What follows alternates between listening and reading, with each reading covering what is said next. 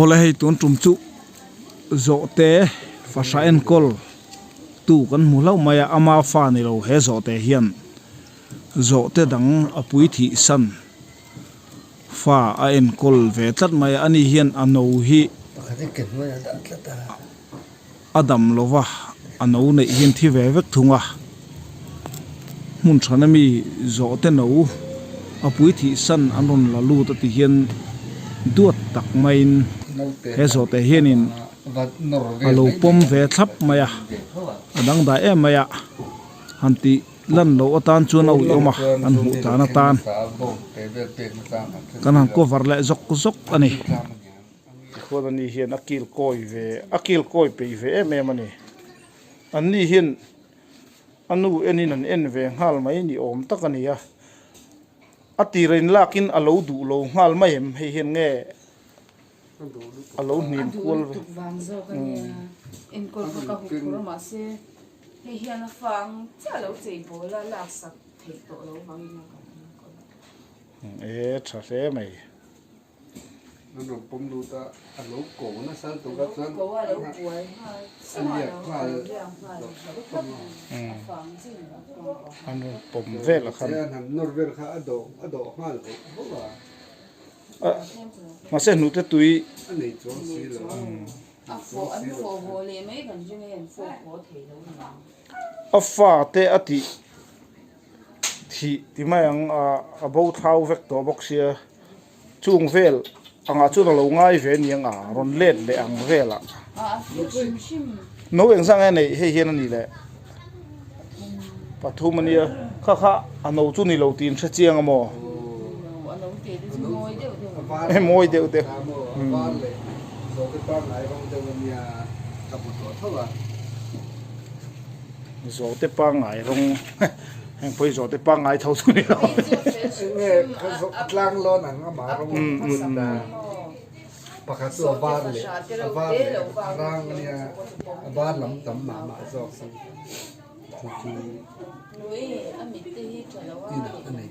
rồi mỗi na dong tlak mo tani helai Zawhte pui hi mani fa ni lo mangai tak maya han kil koi pe chu a pathian thu riau mai ei voin hi November ni som ni pakhat Sunday jingkar ni a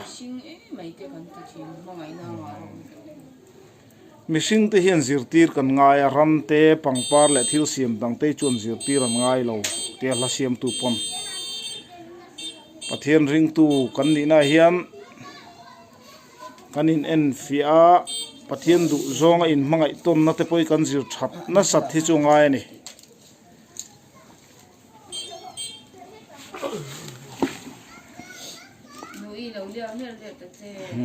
te hian ho hau lo a alia an sat thei to alia le anu man ma lo amu hil man lo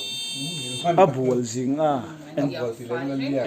ali fai khana bual ve tina ane ka sang ne avan thave o nu te han te han hlui ber hi ram takin lo lia ku sia tuin chu lia lo le tha kan la zak ve deu ni mai the ne tu ken chu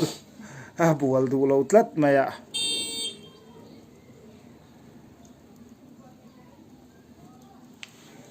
la te chau sia amin la men kar mai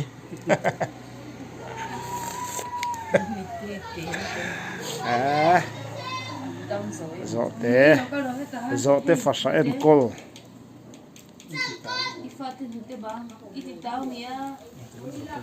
hian kan huang hian hei nute tui anei to bik lo ano ten thi san na rei to vaina no te in an nute tui nei lo chung hetian an ni hian fop ve a hetia ali hian a bual anti maya an kumkar zong nei hian kha tok hian liak fai vek zela an ni te hian in an nute tui fo chu tum hian in an bei vengar ngara ma se nute tui phei chu anei chung lova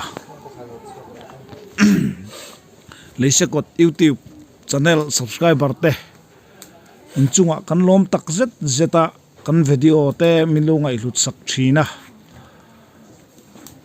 like te comment te kha milo war sak deuh turin kanin nge non le mol ani heng video thil sang te hi kan Zawhte tam kan tangkai pui amol te pok kan om kan be sei thina thil sang te po lati zel tum zel ani kan thian te la subscribe velo kan omani pon subscribe tur khanin hanin ko mu zel taila alom hle don ani kan chung khat te kan thian tha te YouTube en thei to sim te khachunin milo subscribe sak zel turin leisekot YouTube channel milo subscribe sak zel turin kanin ngen in kan in som mol ani entawn zel ani a comment le like te khamilo war sak ula tin kan video da thara piang te in lo mu ngal zum theinan i bel icon bel darlem kha all khan han daula chuan kan da thara piang te rang tak in phone alo thleng ha zum thei don ni in tv chu ani hei zo te po lung sitak main an pui ni lem lo kha ani chu an la se sang wak don lo a pui chu se sang don ani hian anu tak emoti in ti hian thamuang em in mute tui chu thei be sen an bel bu ngor em mai ni ani hian thinlung thianglim tak puin ano te ni lo ma sela do thei tak main mai tak mai na lo kuang kwa hemi te nuna hian enton tu kan van nga te lul em en kol tu mumal nei lo no pangte minga bozat an oma duat tu nei lo chutiang ang duata mangaya in chom to na in mai ton tu chuan heng zo te fasha in en kol theina tang po hian in zil tu tam tak than nei ni ran te pon hetiang an ti thei chuan Mihring te phei chuan ti thei le zual tu kan ni view ani ti anen thla muang ti a hriata an hmunom em mai ni en an nuam khop mai hei a formasa ania chu a lang tlang ti lom le hei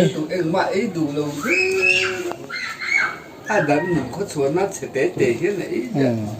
a pum pui chang lo na lua hemi fa hei ni tu na mi kha a cher ve khu mai hei heti hian mute to lo hi pet vengat ngamai ni hian do thei tak mai do char mai ni ro pui khu mai ni nang ve khu mi chang ni nang ve chuan a lo ho tu chuan hemi te hen te la ni an lo nor sak le lo te nei lo ta ka chuan mo ti khana ron duat thar le ron le ka no te an nor ve kha nek sak le se ti lo chong si lo hemi kan lak hi to be si mel cha ni he be si ka bo ve le ta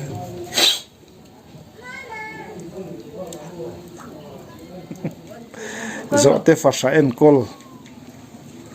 kan han tilang ani dang dai mai tiang hi a om ve ni pon mu tur tam lo wa chu wang chuan ka ti video han da that atan te akin zela ala ludon mai chu wang chuan kan han da tha pa ni tur tumatan chuan mi chin zong khani la phot se